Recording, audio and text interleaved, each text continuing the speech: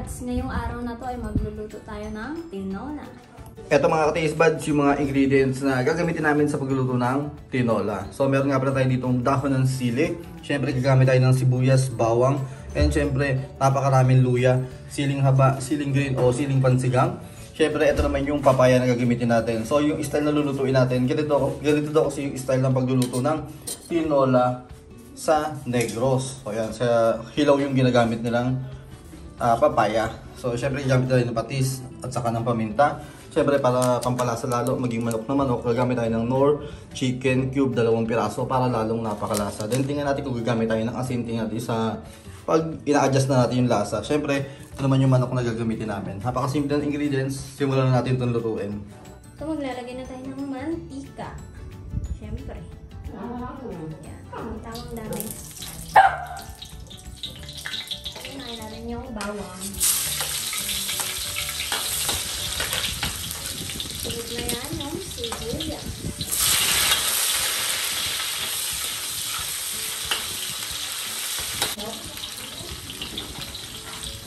Manok.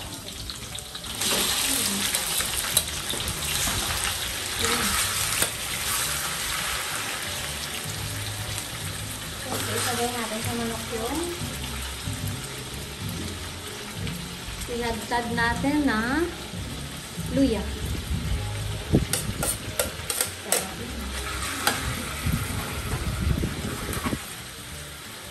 And eto, 2 siling. Yan, mamaya titimplahan na natin ng black pepper tsaka patis.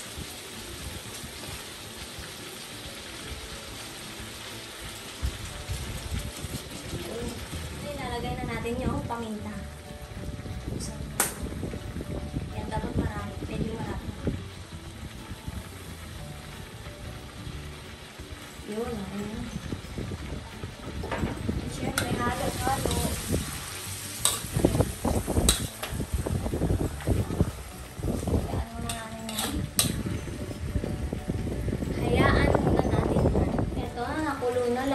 Lalagyan natin ng kaunting tubig. Saka pag kumulo, lalagyan na natin yung Knorr chicken cubes. So, okay na yan. Eto, dahil matindi ang kulo na, ilalagay na natin yung Knorr chicken cubes. 2 piraso pa rin ilalagay namin. Ayan naman, haluin nyo lang.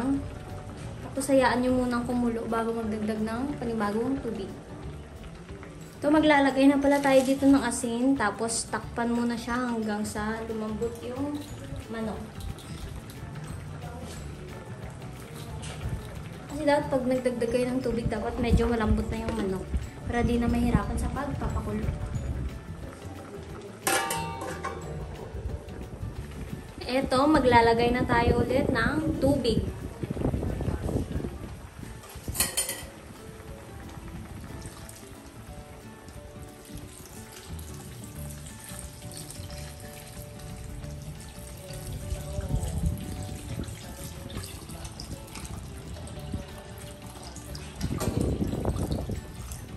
Siyempre, depende kung gaano kadami ng tubig yung gusto nyong ilagay. Pakuluin muna natin ng bahagya, tapos ilalagay na natin yung papaya. At dahil nakulo na yan, ilalagay na natin itong ating papaya.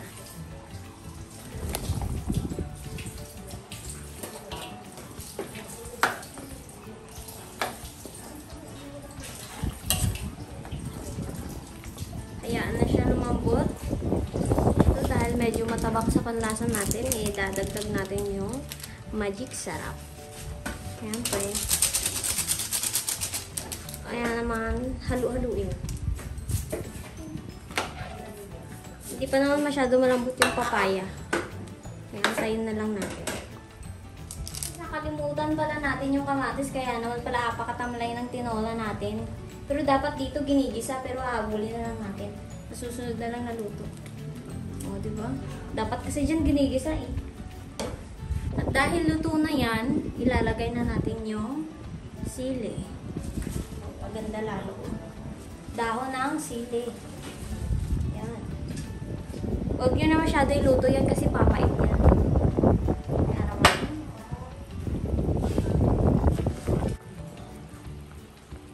taste buds, luto na yung ating tinola. Kaya naman, titikman natin ito.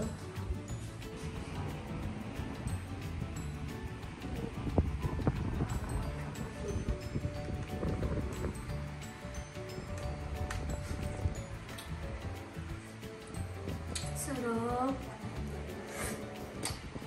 Sarap. Mapaparami ako ng kain ito. Ayan naman, kung gusto nyo rin magluto nito, subscribe.